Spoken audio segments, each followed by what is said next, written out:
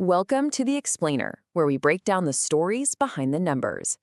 When you see a headline that a company's profit dropped by over 80%, that looks like a total disaster, right? But is it always? Today, we're going to dig into the financials for Datapulse Technology and find out what's really going on.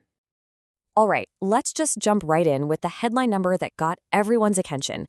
Datapulse Technology reported an 81.8%, let's just call it an 82% drop in profit for its 2025 fiscal year.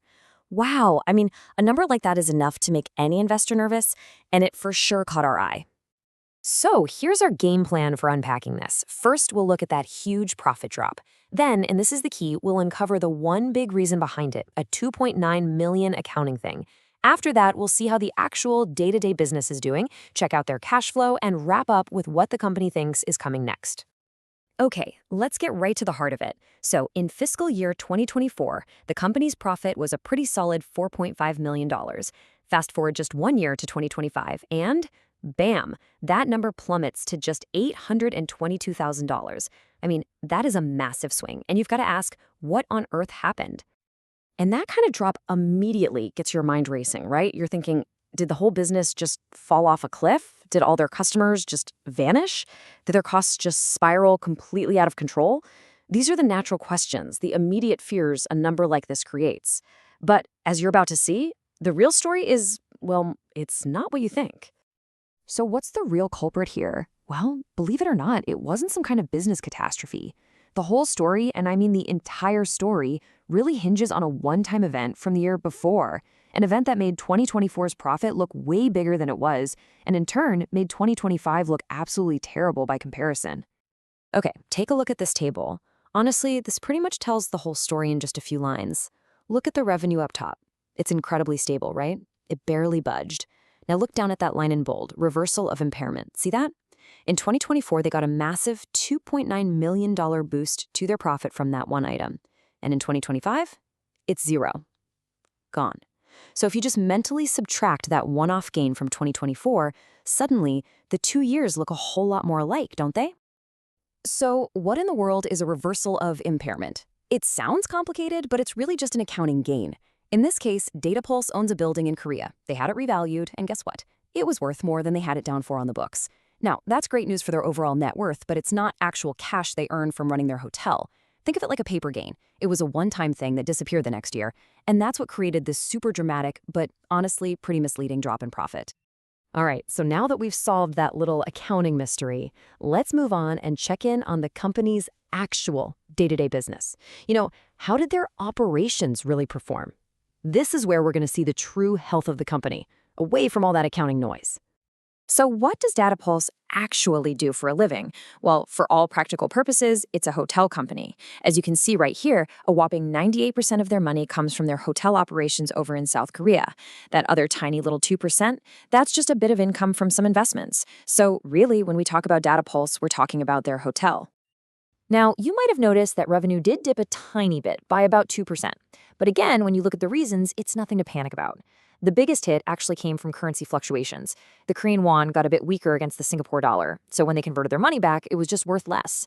They also lost one small management contract. But here's the most important takeaway. The core hotel business itself, when you look at it in the local currency, was rock solid. Revenue was only down by a tiny 0.3%. Okay, so the income statement was a bit of a head fake, and the core business looks stable. So what does that all mean for the company's overall financial health? Let's take a look under the hood at their foundation. Their assets, their debts, and how the cash is flowing. And right away, this is a really, really positive sign. It's a fantastic snapshot of their financial strength. On the one hand, their assets held steady at about $63 million. But look over at the liability side. This is where it gets good. They managed to chop their total liabilities from $1.9 million all the way down to just $800,000. They basically cut their debt by more than half in just 1 year. That is a huge move to make the company safer and stronger. And here's exactly how they pulled that off. The main reason for that big drop in liabilities was that they completely paid off their bank loan, which was over $1 million. By February 2025, it was totally gone. Being debt-free like that gives them a ton of flexibility and strength for whatever comes next. So where did all the cash go? This slide maps it out perfectly. They kicked off the year with a really healthy 14.2 million in cash. Now they used about 2.6 million in their operations, but get this, a big piece of that was actually buying new investments, not burning cash to cover losses. Then they used another 500,000 for financing. That's where paying off that bank loan we just talked about comes in.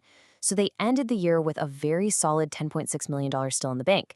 So yeah, the cash balance went down, but for all the right reasons, strengthening the company and investing for the future. Okay, so we've got a stable business and a much stronger balance sheet. That's the story so far. But what about the future? Where are they headed? Let's see what the folks in charge, the management, are expecting for their hotel business in Seoul. The official word from management is what they're calling cautious optimism. Basically, they're expecting business at their hotel to be steady. And that's largely because they see international tourism to South Korea picking up, as people get back to traveling and spending on leisure. But they're not just looking at the world through rose-colored glasses. They are keeping a close eye on the challenges. You can see what's on their radar here. There's foreign exchange risk, which we already saw bit them a little this year. They're also watching rising labor costs, inflation, competition in the area, and of course, any big geopolitical shifts. This shows me they have a pretty realistic view of what's ahead. And all of this brings us back to our big question at the start.